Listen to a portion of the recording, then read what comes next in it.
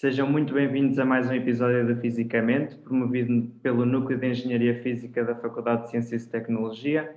O nosso convidado de hoje teve uma infância muito atípica, um tanto rebelde, ao estilo de tantos outros grandes físicos, que, não fugindo à regra, se revelou como uma das mentes mais brilhantes da física da atualidade. Falamos de João Magueijo, cosmologista e professor de Física Teórica no Imperial College. Licenciado na Faculdade de Ciências da Universidade de Lisboa, concluiu os seus estudos em Cambridge. Destacou-se nos últimos anos por ser um dos autores da teoria da velocidade variável da luz. Bom dia, João, muito obrigado por estar presente. Bom dia. Sabe-se que aos 11 anos recebeu um livro de Einstein do seu pai, o qual revolucionou de certa forma a sua vida. Sempre foi fácil cultivar esta paixão pela física ou crê que foi criado de forma a gerar este interesse? Eu acho que esse livro foi de facto uma coisa, enfim, que mudou a minha vida. E de certa maneira a divulgação científica tem esse aspecto. Acaba sempre por ser a semente a partir da qual as coisas depois se desenvolvem, não é? Eu estava interessado em química e outros aspectos da ciência, coisas mais concretas, mais experimentais antes, mas esse livro é de facto incrível. É um livro de divulgação, mas é um livro sobre física teórica. Portanto, é um livro bastante centrado naquilo a que o Einstein chamava Gedanken Experiment, quer dizer, basicamente, experiências mentais. E eu acho que isso foi precisamente o que me abriu a mente para pensar em termos teóricos, não é? O que é uma coisa um bocado mais difícil de ser capaz de fazer e que vai um bocado contra o ensino, não é? O ensino do secundário e também o ensino universitário. Normalmente são coisas mais feitas para a pessoa memorizar coisas, em vez de pensar se realmente como é que os conceitos acontecem, como é que as coisas aparecem, o que é realmente físico, dentro de uma teoria física, o que é circular, o que é simplesmente uma definição. Portanto, eu acho que a passagem do interesse pela física até ser cientista foi um salto bastante grande, foi um salto que de facto exigiu um bocado de rebeldia, porque realmente não acho que o ensino seja adequado para fazer as pessoas pensar a maior parte do ensino. Então, e poderia contar-nos como é que foi concluir os estudos em Inglaterra depois de ter concluído a licenciatura em Portugal? Acho que diferenças é que notou? Eu acho que, bem, vamos lá ver, eu fiz o curso em Portugal e vim para a Inglaterra para fazer o mestrado, não é? Portanto, que era acima de tudo era exames, não é? Em Cambridge. Neste momento eu dou aulas aqui, portanto eu tenho conhecimento do ensino inglês e do sistema inglês do outro lado, de ser professor aqui também, não é? E eu acho, bom, eu acho que há deficiências em todo o lado. Eu acho que o ensino por definição é uma coisa que, de certa maneira, esmaga a criatividade. Não há mesmo mais nada a fazer. E especialmente o espírito crítico. Mas eu acho que, bom, a primeira coisa que eu notei é que aqui havia muito mais o interesse de ter uma caixa de ferramentas e fazer coisas com elas. Portanto, não era só aprender coisas, era fazer coisas com aquilo que se aprende. E, acima de tudo, a caixa de ferramentas era uma coisa sucinta. Portanto, um mínimo de coisas que é preciso saber para se fazer o maior possível. Eu acho que foi essa a grande diferença com o sistema inglês aqui. Outra coisa é, por exemplo, neste momento eu faço parte de uma coisa que se chama Comprehensive Panel. O que é que isto é? É basicamente um exame no terceiro ano os alunos de física têm que fazer, que em vez de ser, enfim, física nuclear, eletromagnetismo, mecânica quântica, mecânica clássica, é tudo junto. Mas é tudo junto precisamente no contexto em que as coisas aparecem na investigação. Um problema pode perfeitamente começar por ser termodinâmica, depois passa a ser eletromagnetismo, depois passa a ser mecânica quântica e por aí afora, não é? E, portanto, eles basicamente pegaram, sei lá, 10 pessoas do Imperial College em física, com fama de não serem lá boas da cabeça, e põem-nos todos juntos e basicamente nós temos que produzir perguntas completamente fora da caixa. Portanto, coisas interdisciplinares, mas também coisas que é preciso a pessoa pensar um bocadinho fora de pé. Portanto, e ver o que é preciso fazer.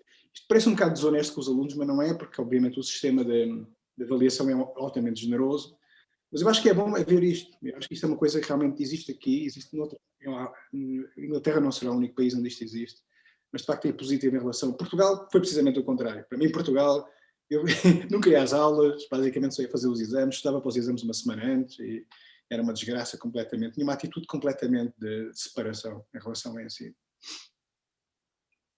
Ok, obrigado.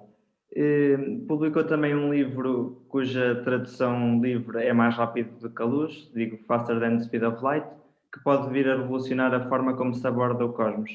Pode-nos explicar sucintamente quais dos pilares em que se baseia a teoria da velocidade variável da luz? Agora mudando de assunto. Bem, esse livro é um livro de divulgação, não é um livro científico. Portanto, é uma coisa, já agora que eu devia dizer, que, e acima de tudo, é um livro que tenta explicar o que é a teoria da relatividade pela sua negativa. Quer dizer, tentar fazer uma teoria que passa por cima da teoria da relatividade, acaba por ser uma bela maneira de tentar explicar o que é a teoria da relatividade, de uma maneira genérica, generalista.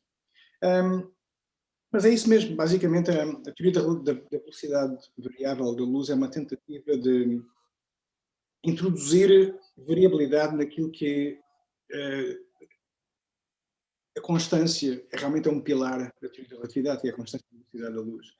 A teoria da relatividade e tudo o que é construído por cima da teoria da relatividade. Estamos a falar de teorias de unificação, teoria da relatividade geral, gravidade quântica, tudo isso. Todas essas teorias que são construídas em cima da relatividade restrita têm basicamente, fazem parte dessa, ou têm como basicamente cola tudo dentro do sistema de estrutura.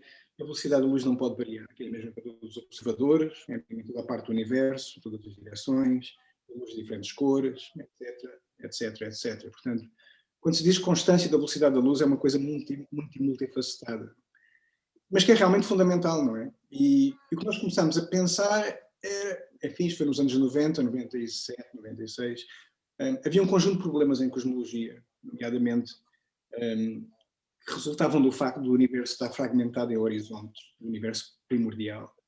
São cada vez mais pequenos. E realmente conseguimos resolver esse problema se de facto quebrássemos esse dogma, esse pilar. Não obviamente à queima-roupa, mas de uma maneira controlada, de uma maneira que não fosse contra a experiência agora, mas nunca ninguém teve no Big Bang, no princípio do universo. Portanto, uma maneira que talvez a velocidade da luz fosse mais maleável no princípio do universo. E a razão para isto é exatamente porque o sistema de horizontes no princípio do universo é precisamente o resultado de haver um limite de velocidade. A velocidade da luz não é só uma constante, mas é um limite de velocidade. E podemos pensar que é um limite de velocidade bastante grande, mas não é. A escala do universo é bastante lento.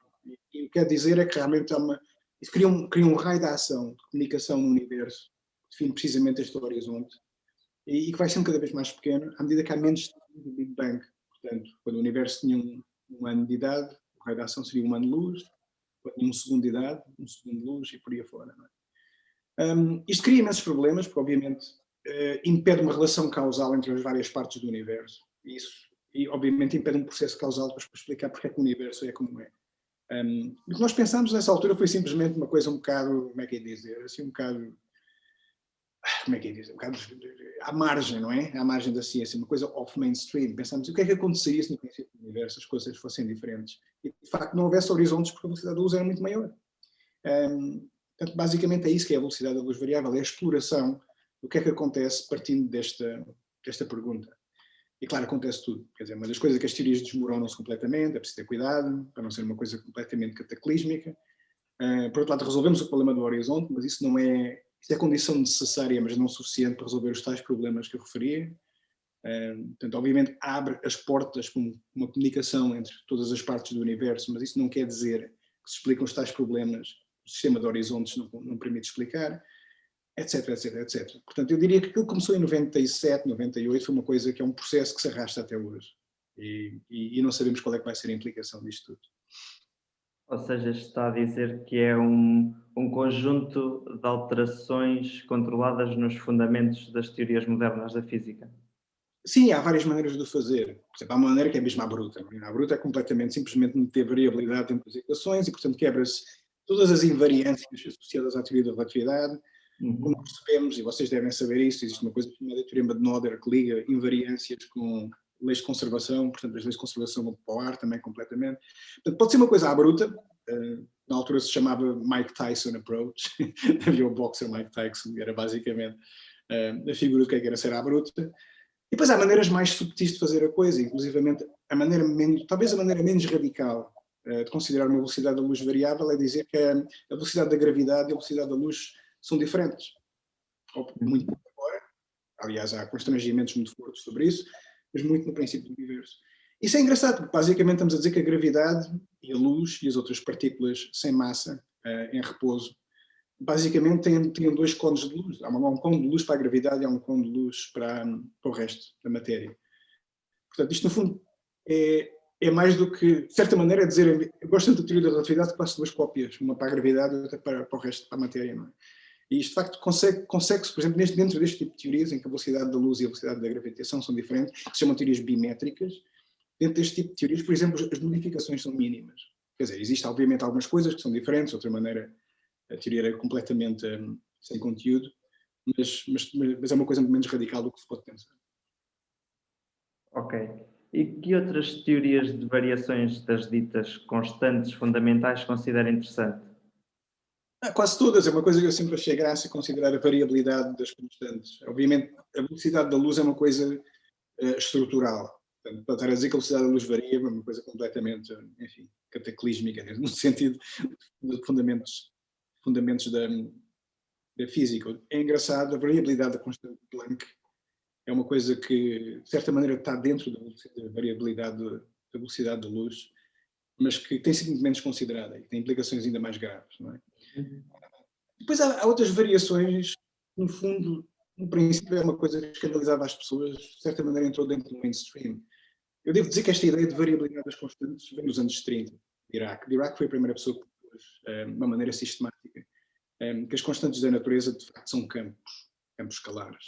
Que obviamente são muito rígidos, portanto dá a ideia que são constantes, mas que em situações extremas, como um buraco negro ou Big Bang, mostram a fluidez que de facto existe nesse campo. E ele considerou isso no contexto da carga do eletrão, ou constante de estrutura fina, alfa, primeiro, e pronto, e várias pessoas consideraram a constante gravítica de Newton, por exemplo, tem sido uma vítima desgraçada nesta campanha contra a constância das constantes da natureza. E chama-se isso teorias de Brans-Dicke, não é? Então eu acho que todas estas teorias são interessantes e todas têm coisas a dizer sobre vários aspectos do universo e têm que ser exploradas precisamente porque põem em causa uma quantidade de interpretação de factos, não é? A maior parte das coisas que nós vemos-las indiretamente através de um conjunto de pressupostos, nomeadamente a constância das constantes, não é? E talvez certas coisas não sejam tão verdade como nós pensamos, é só uma questão, são factos, parte da sua interpretação. Eu acho que a variabilidade das constantes tem este lado positivo para as pessoas a pensar, basicamente, o que é que as coisas querem de facto dizer. E então, dessa forma, considera que esse interesse pela variação das constantes tem algum fundamento na sua própria irreverência?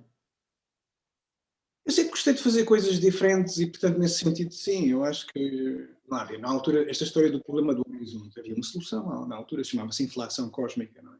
Portanto, havia uma teoria que deve haver 400 ou 500 modelos de inflação neste momento, não é? Que se tornou uma espécie de indústria de cientistas, de cosmólogos, não é? Cada pessoa, basicamente, a melhor maneira de manter uma carreira é publicar muitos artigos. Como é que se publica muitos artigos? Criar-se muitos artigos sobre um assunto que é completamente mainstream, que está bem definido, ninguém está ali a patinar, portanto é muito fácil fazer isso. E eu não quis fazer isso, eu decidi fazer uma coisa completamente ao contrário. Incidentalmente eu fiz isto com um dos criadores da teoria da inflação, Andy Albrecht, portanto isso só mostra que não há aqui questões tipo Benfica Sporting ou partidos políticos, é mais uma questão perfeitamente aceitável para um cientista fazer duas coisas opostas. Isto não é uma questão de fé, é uma questão de tentar ver quais é que são as implicações de uma hipótese. E podem ser duas hipóteses diferentes, e nós trabalhamos em coisas diferentes e não há nada de errado. Portanto, eu acho que houve um bocado há um elemento de irreverência, mas foi também aquela ideia, de certa maneira, é mais fácil ter uma carreira assim, ao contrário do que se possa pensar, não é? Porque juntar-se à carneirada, no fundo, é mais seguro, mas ao mesmo tempo há mais competição, porque a carneirada é a carneirada. Não é? Ao passo que fazer uma coisa à parte tem riscos, e nomeadamente o risco é que as coisas podem não funcionar, mas há muito menos competição. Portanto, é um bocadinho far from the madding crowd, como dizia o outro, é uma coisa um bocado, está longe da doidice toda estar a competir com as mesmas coisas e etc. Portanto, houve um bocado de reação anti-inflação cósmica, e eu acho que isso é verdade. E, por último, gostaria de saber como é que esta teoria procura explicar a origem do universo. Bem, como eu disse, muda completamente o problema, altera totalmente o problema e a maneira como é que as coisas podem ser feitas. E em 97, quando nós publicámos o primeiro artigo, aquilo era tão radical que, inclusivamente, a conservação de energia desapareceu. Aquilo basicamente quebra a invariância temporal das leis. A velocidade da luz está tão embebida dentro da formulação das leis, que se a velocidade da luz variar, mas no fundo estamos a dizer que as leis não são invariantes em relação ao tempo. As leis têm evolução, digamos isso, assim. Isto pode parecer uma coisa completamente inócua. Então, porque é que as leis não hão de evoluir? As leis das sociedades evoluem, porque é que as leis da física não hão de evoluir? A razão é que, infelizmente, a constância ou a invariância temporal das leis da física implica a conservação de energia. É uma das coisas fundamentais daquilo que eu referi há bocado, o teorema de Noether, que liga invariâncias e conservações, é que a invariância temporal é aquilo que está por trás da conservação de energia. Pode ser uma coisa horrível, e é de facto uma coisa horrível porque entra em conflito com a experiência agora, mas por outro lado, de onde é que veio o universo? Se calhar foi precisamente daí, não é? O universo tem mesmo um ar de uma coisa que realmente quebrou a conservação de energia, por isso é que o universo apareceu, não é? Então, a ideia inicial de cosmogonia, no fundo, vinha exatamente de uma quebra total das invariâncias fundamentais e das conservações fundamentais que nós estávamos a assumir.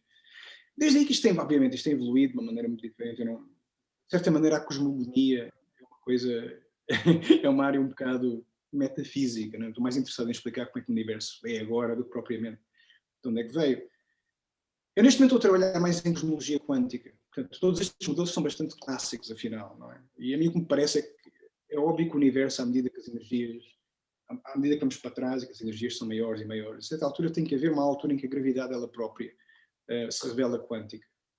Eu quando estava a estudar, quando tinha basicamente a vossa idade, eu odiava a mecânica quântica. Estava aquela coisa mais completamente esquizofrénica e ridícula e mal definida. Agora é o contrário. Eu acho que as leis de Newton é que são a coisa mais mal definida que existe. São tautológicas e porque há uma primeira lei e uma segunda lei, quando a primeira parece um corolário da segunda. E há uma coisa de disparates que ninguém pensa e que, no fundo, as leis de Newton são um disparate completo, do princípio até ao fim. Não é? Eu penso que a mecânica quântica é muito mais bem definida. Quer dizer, pode ter coisas estranhas do ponto de vista ontológico, mas do ponto de vista físico e matemático é uma coisa muito bem definida. Infelizmente, ligar mecânica quântica com gravidade, e a gravidade é o motor do universo primordial, não é? É uma coisa que não é fácil. Mas, por outro lado, eu acho que a gravidade quântica, que é basicamente a grande questão não resolvida, possivelmente é aquilo que nós temos que resolver para resolver o problema do princípio do universo. Eu acho que talvez todos estes modelos, incluindo velocidade da luz variável, são talvez um bocado naivos, no sentido em tentam fazer as coisas de uma maneira clássica demais. E o princípio do universo pode ser perfeitamente quântico ao ponto do tempo ele próprio. E a ideia de evolução temporal, o tempo ele próprio ser um operador quântico, por exemplo. E, portanto, está sujeito a incertezas, Heisenberg e princípios, precisamente, que são típicos da mecânica quântica. Ok, muito obrigado. Quero agradecer-lhe mais uma vez a disponibilidade para realizar esta entrevista. E foi assim mais um episódio de Fisicamente. Obrigado.